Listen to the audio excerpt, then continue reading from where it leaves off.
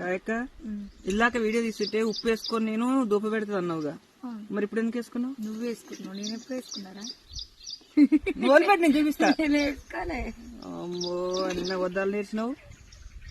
ఉప్పు వేసుకోను, నాకు దూప అయితే అది వేసుకోను అన్నది. వేసుకోను మరి. వీడియో ఆన్ చేసేసరికి టక్ వేసుకుంది. చూపిస్తే ఇప్పుడు ఇంకా పక్క పడి అట్నే ఉంది. నేను ఉప్పు ఏం లేదు ఉంది, ఏం లేదు. మీదికి ఉత్తి మాటలు మాట్లాడుతున్నావు. నువ్వు తినవా అమ్మా? బాగున్నది కూర అయితే.